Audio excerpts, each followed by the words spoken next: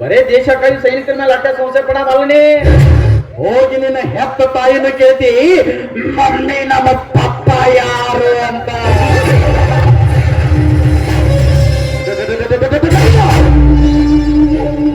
ಯದಾ ಯದಾ ಹಿ ಧರ್ಮಶ್ಯ ಗ್ಲಾನಿರ್ಭವತಿ ಭಾರತ ಅಭ್ಯುತ್ಥಾನಾಮಧರ್ಮಶ್ಯ ಪರಿತ್ರಾಣಾಯ ಸಾಧೂನಾಂ ವಿನಾಶಾಯ ಚ ದುಷ್ಕೃತ ಧರ್ಮ ಸಂಸ್ಥಾಪನಾರ್ಥಾಯ ಸಂಭವಾಮಿ ಯುಗೆ ಯುಗೆ.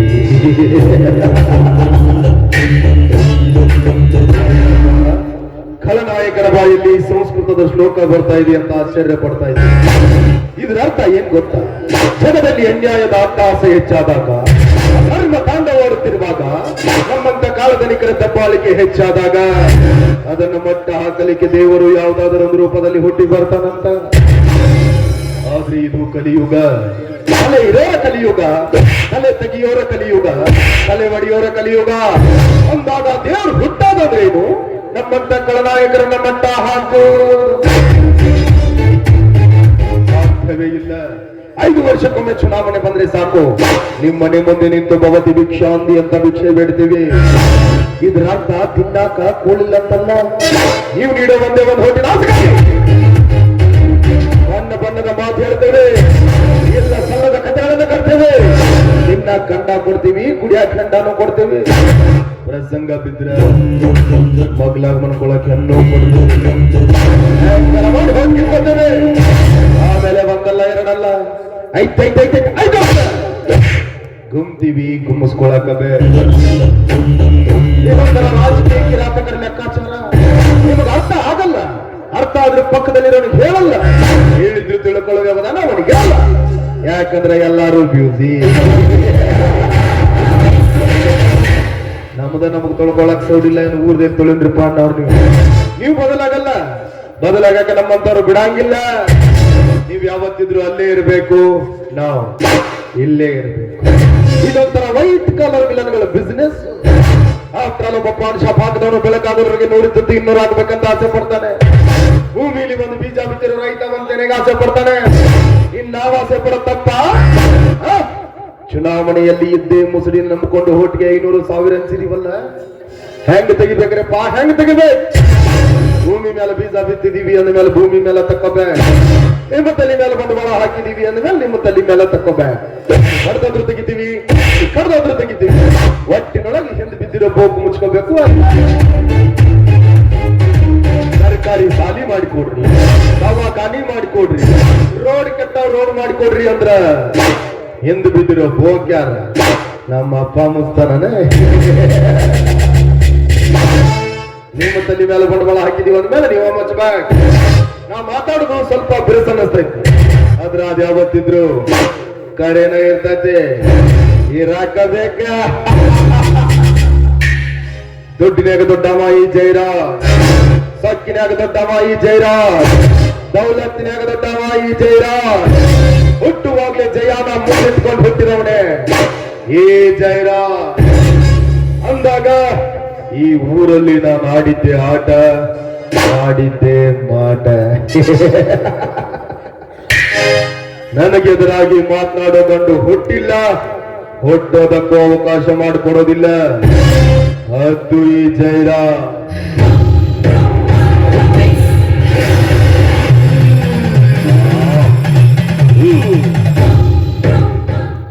ಅಲ್ಲ, ನಮಗೆ ಹಲಕಟ್ ಶೆಟ್ಟಿ ಒಬ್ಬರೆಲ್ಲ ಹಾಳಾಗೋಗ್ತಾನಂತೀನಿ. ಸಾಕಾಗೈತ್ರಿ.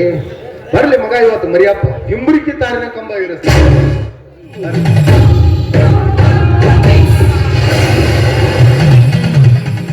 ಮುರಿತೋ ಯಪ್ಪ, ಸ್ವಂಟ ಮುರಿತು.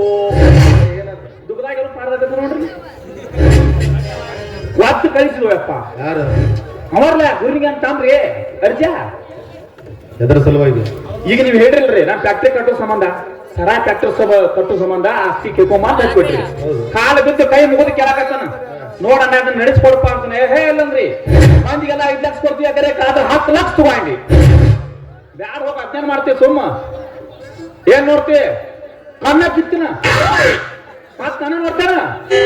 ಹೋಗ ಇನ್ನ ಸಿಕ್ಕಂಡ ಬೇಡ ಯಾಕ ಮರಿಯಪ್ಪ ನಿನ್ ಬುದ್ಧಿ ಗೊತ್ತಿಲ್ಲ ನನಗೆ. ಯಾಕ್ರಿ? ಮಂದಿ ಹೆಸರು ಹೇಳಿ ಗುಮ್ಮಕ್ ಹೋಗ್ಬೇಡ.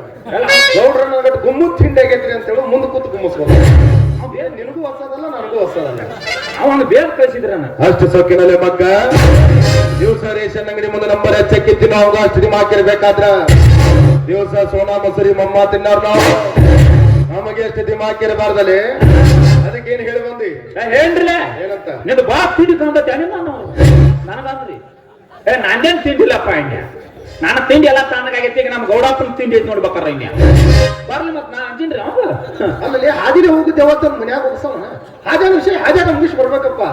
ಮತ್ ಸಿಕ್ಕಂಗ ಮಾತಾಡಿರೋದಕ್ಕ ಇಲ್ಲೇ ಬರ್ತಾನ ಮಾತು ಮನಿಗೆ ಬಾ ಅಂದ್ರಿ ಇಲ್ಲೇ. ಆಯ್ತು ಬರ್ಲಿ, ಅವಂಗ ಸರಿಯಾದ ಉತ್ತರ ನಾ ಕೊಟ್ಟು ಕಳಿಸ್ತೀನಿ. ಈ ಮೂರು ಮುಚ್ಕೊಂಡ ಏನೋ ಹೇಳಿದಿಲ್ಲ ಏನದ ಹೆಸರು ಅರ್ಚಾರಿ ಹೌದಾ? ನೀ ಹೇಳೋ ಗರ್ತಿ ನೋಡಿದ್ರೆ ಆಳು ನನಕ್ಕಿಂತ ನಿರ್ಸಿರ್ಬೇಕಂತ ತಿಳ್ಕೊಂಡಿದ್ದಲ್ಲ. ಹೋಗಿ ಹೋಗಿ ಇವಂಗ ಬೆದರಿ ಬಂದದಿ. ನೋಡ್ರಿ ಹ್ಯಾಂಗ ನೋಡ್ತಾನ ಕನ್ಕಿಸುದು. ಯಾಕ ಮರಿಯಪ್ಪಗೇನೋ ಬಾಳ ಬೈದು ಹೊಡೆದ ಕಳಿಸಿದಿ ಅಂತ? ಯಾಕೆ ಸಣ್ಣಂಗೆ ಕಡಿತೈತೆನ? ಕಂಡುಕೊಂಡ ಬೇಲಿ ಹಾಕತ್ತಿ ಅಂತ ನಿಂದ ಸಣ್ಣಗೆ ಲೂಸ್ ಹಾಕತ್ತೈತೇನ?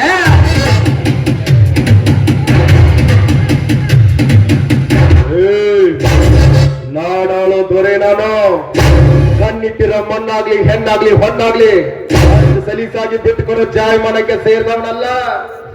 ಒಟ್ಟುಗೋಸಿ ನೀನು 3 ಎಕರೆ ಜಮೀನು, ನಾನು ಎಕ್ಕಡ ಸಮಾನ. ನಿನಗ ನನ್ನ ಜಮೀನ್ ಬೇಕು. ಹೌದು ಮರ್ಯಪ್ಪನ ಓಯಣ್ಣ ನೀನು ಬಾಳ ತಿಳಿದಿಯ ಅಂತ ಕೇಳಿದ್ದೆ. ಏನ್ ತಾತಾಡ ಮಂದಿ ತಾತಾಡ ಮಂದಿ ಏನ್ ಮಾಡಿದ್ರು ಅನ್ನೋದಿಲ್ಲ. ಸೇರ್ದ ಮಂದಿ ಇರ್ತಾಯ್ತಿಲ್ಲ. ಒಂದ್ ಆಸ್ತಿ ಒಳಗ ಯಾರ್ಯಾರಿಗೆ ಪಾಲ್ ಸಿಗತ್ತ? ಒಬ್ಬ ಹುಟ್ಟಿದ ಮಕ್ಕಳಿಗ್ರಿ. ಹಂಗಾದ್ರೆ ನಿಮ್ಮ ಸಾಹುಕಾರ್ಯ ನಮ್ಮ ಅಪ್ಪಗೆ ಹುಟ್ಟ್ಯಾನೇನ?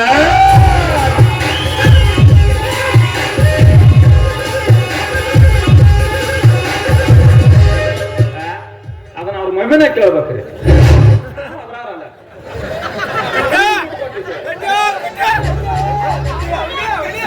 ಆಯ್ತು, ನಾ ನಿಮ್ಮ ಅಪ್ಪಗೆ ಹುಟ್ಟಿನಿ ಬಿಟ್ಟು ಕೊಡು. ಕೊಡ ಏನು ಕೊಡ್ತೀವೋ? ಕಂಡವರೆಲ್ಲ ಬಂದು ನಿಮ್ಮ ಅಪ್ಪ ಹುಟ್ಟಿನ ನಂಬಕ್ ಹಾಕೈತೇನೆ. DNA test ಮಾಡಿಸ್ತೇನೆ. ನಮ್ಮ ಅಪ್ಪನ ರಕ್ತಕ್ಕೆ ಹುಟ್ಟಿದಂದ್ರೆ ಬಿಟ್ಟು ಕೊಡ್ತೀನಿ. ಬೆಂಕಿ ಜೊತೆ ಸರ್ಸಾಡ್ತಾ ಇದೀಯ. ತಲೆ ಕಟ್ಟಿರಿ ಅಂತ ಬಂಡಿಗಳಿಗೆ ಚಚ್ಕೊಳ್ಳೋ ಪ್ರಯತ್ನ ಪಡಬೇಡ. ನಾನೊಂದ್ ರೀತಿ ಕಿರಾತಕ ಕುಲದವನು. ಕರಿ ಕಾಳಿಂಗ ಇದ್ದಂಗ ಕಚ್ಚೋದಲ್ಲ, ಬರೀ ಉಸಿರಾಡಿದ್ರು ಸತ್ತೋಗ್ತಾರೆ ನನ್ನ ಮಕ್ಕಳ. ನಾನೊಬ್ಬ ವ್ಯವಹಾರಸ್ಥ. ವ್ಯವಹಾರ ಹೇ ಮರಿಯಪ್ಪ, ಎಮ್ಮಿ ನೀರಾಗ ಮನೆಗೆ ವ್ಯಾಪಾರ ಮಾಡಿದ್ರೆ ವ್ಯಾಪಾರ ಆಕತ್ತ. ಹಂಗ್ಯಾಂಗ ಆಕತ್ರಿ? ಬರೋಗಲ್ಲ ದುಡ್ಡಿನ ಗಂಟೆ.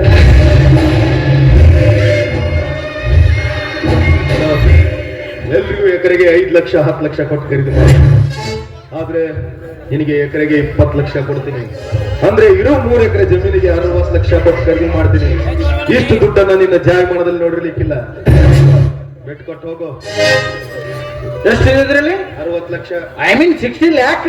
ನಾ ಇಂಗ್ಲಿಷ್ನಾಗ ಬಾಳ ಈಕ್. ಇದಕ್ಕೆ ಇನ್ನೊಂದು 60 ಲಕ್ಷ ಸೇರಿಸಿದ್ರೆ ಲೆಕ್ಕ ಮಾಡಕ ಇವನು ಇಟ್ಕೊಂಡ 1 ಕೋಟಿ 20 ಲಾಖ. ಆ 1 ಕೋಟಿ 20 ಲಕ್ಷ ಹಣ ನಿಮಗೆ ಕೊಟ್ಟು ಹೋಗ್ತೀನಿ. But I will come back after 3 days. ಹುಟ್ಟ ಮಾತಿನಂತೆ ಅಪ್ಪು ಹುಟ್ಟಿದ ಮಗನಾಗಿ 3 ದಿನ ಬಿಟ್ಟು ಇದ್ದ ಜಾಗಕ್ಕೆ ಬರ್ತೇನೆ. 3 ದಿನದವರೆಗೂ ಇದರಲ್ಲಿರುವ ಹಣ ತಿಂದು ನೀವು ಬದುಕಿರಬೇಕು. 3 ದಿನದವರೆಗೂ ಇದರಲ್ಲಿರುವ ಹಣ ತಿಂದು ನೀವು ಬದುಕಿದ್ದೆ ನಿಜವಾದ್ರೆ ನನ್ನ 3 ಎಕರೆ ಜಮೀನನ್ನ ನಿಮಗ ಫ್ರೀಯಾಗಿ ಬಿಟ್ಟುಕೊಟ್ಟು ಹೋಗ್ತೀನಿ. ಸಾಕ್ತಿದ್ರಿ ನಿಮ್ಮ ಹೆಣದ ಮೇಲೆ 3 ಹಿಡಿ ಮಣ್ಣು ಹಾಕಿ ತಗೊಳ್ಳಿ.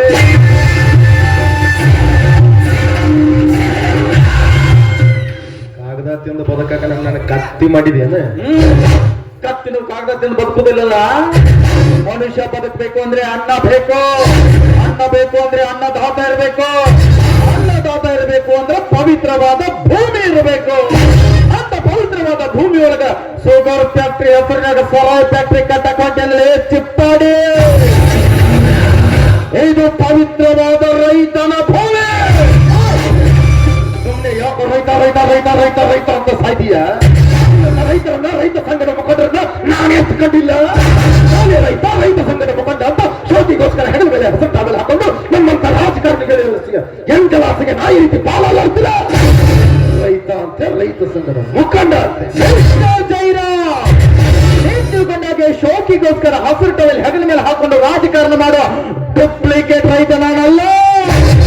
ಕಬ್ಬಿನ ಗಣಿಕೆ ಕಡದ ಮಡ್ಯಾಗ ತುರುಕಿ ಅದ ಮಡ್ಯಾಗ 100 ಟನ್ ಕಬ್ಬು ಬೆಳೆಯೋ ತವಗೂರ ಹುಟ್ಟಿದ ರೈತ ಅದಿನ.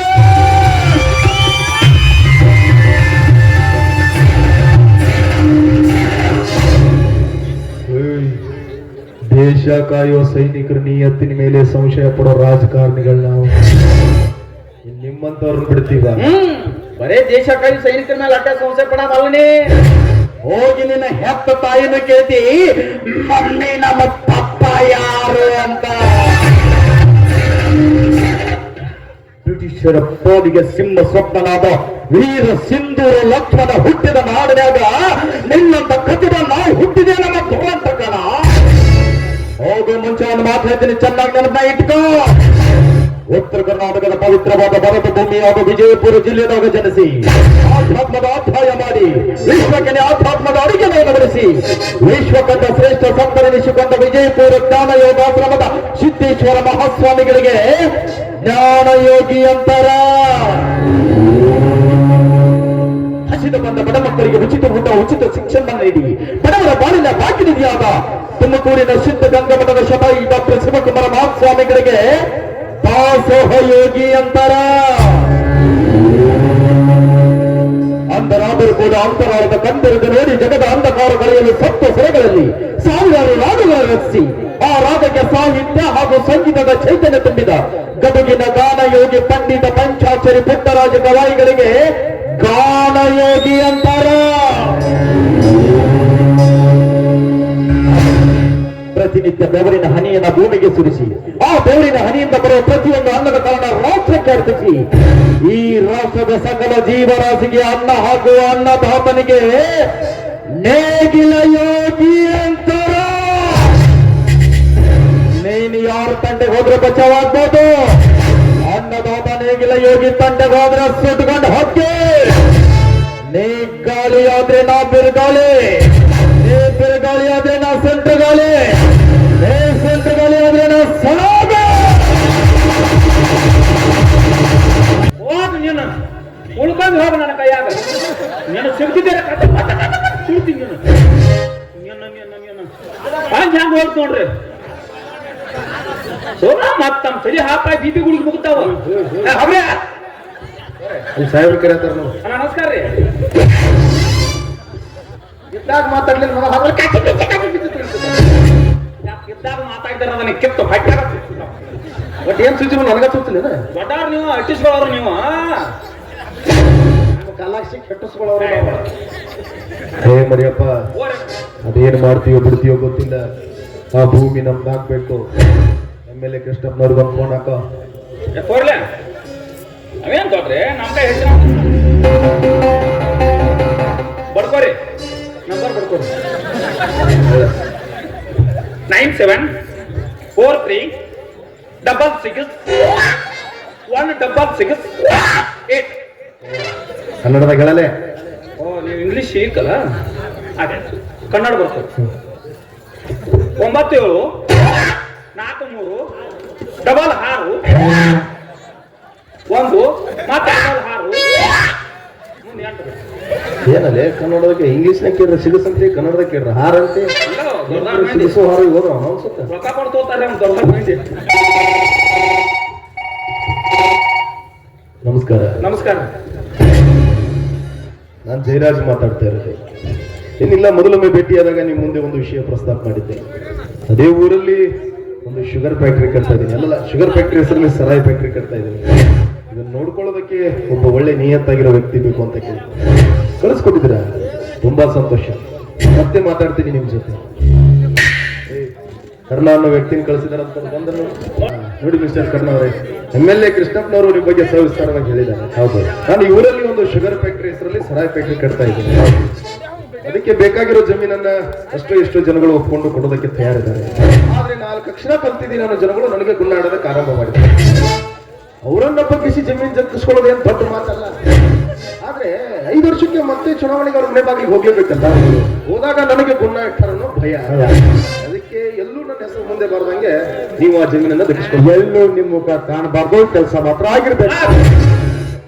ಆಯ್ತು, ಚುಟ್ಟಿಗೆ ಹೊಡೆದ್ರೆ ಇಲ್ಲಿ ಕೆಲಸ ಮಾಡಿಕೊಡ್ತೀನಿ. ಸಂತೋಷ. ಈ ಕೆಲಸ ಅಚ್ಚುಕಟ್ಟಾಗಿ ಮಾಡಿಕೊಟ್ಟಿದ್ದಾದ್ರೆ ನಿಮಗೆ ಯೋಗ್ಯವಾದ ಬಹುಮಾನ ಕಟ್ಟಿಕೊಡ್ತೀನಿ. ಓಕೆ, ತುಂಬಾ ಸಂತೋಷ. ತಂಗಮ್ಮ, ಯಾಕೆ ನಾ ಕರೆದಿದ್ದು? ನೋಡಮ್ಮ, ಇವ್ರ ಹೆಸರು ಮಿಸ್ಟರ್ ಕರ್ಣ ಅಂತ.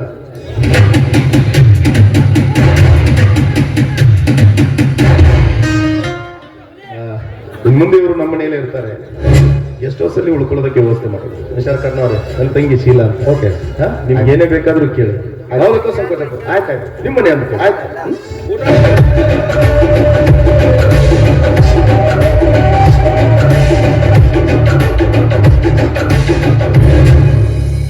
ಅವತ್ತು ರಸ್ತೆ ಮೇಲೆ ನೀವು ಜಯರಾಜವ್ರ ತಂಗಿ ಅಂತ ಗೊತ್ತಿಲ್ಲ ಏನೇನು ಮಾತಾಡ್ಬಿಟ್ಟೆ. ದಯವಿಟ್ಟು ನನ್ನ ತಪ್ಪನ್ನ ಕ್ಷಮಿಸಿಬಿಡಿ ಮೇಡಮ್.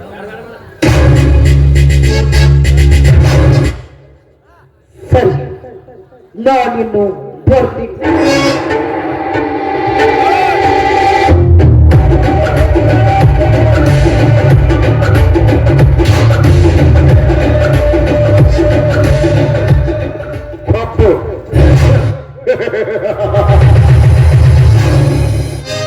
ಹೆಣ್ಣಿಗೆ ಎಷ್ಟೇ ಕೊಟ್ಟಿದ್ರು ಗಂಡಿನ ಮುಂದೆ ತಲೆ ಬಾಳಲೇಬೇಕು. ಹೆಣ್ಣೆ, ಇಂದಲ್ಲ ನೀನು ನನ್ನಡಿ ಬಂದು ಬೀಳಲೇಬೇಕು. ಇದೇ ಈ ಕರ್ಣನ ಮುಂದಿನ ಕಾಯಕ. ಮಿಸ್ಟರ್ ಜಯರಾಜ್, ನಾನಿನ ಮನೆಯಲ್ಲಿ ಕಾಯಿಕೊಂಡು ನಿನ್ನ ಆಜ್ಞೆನ ಎತ್ತರಕ್ಕೆ ಇರ್ತೀನಿ ಅಂತ ನೀನು ತಿಳ್ಕೊಂಡಿದ್ದೀಯ. ನಿನ್ನ ಅನ್ಯಾಯವನ್ನ ಮತ್ತೆ ಹಾಕೋದೆ ಈ ಕರ್ಣನ ಹೆಕ್ಕುರೆ. ಹೌದು, ಬಡವರನ್ನ ವಂಚಿಸಿದರು ನಿನಗೆ ಸರಿಯಾದ ದಾರಿ ತೋರಿಸೋದೆ ಈ ಕರ್ಣನ ಮೂಲ ಗುರಿ.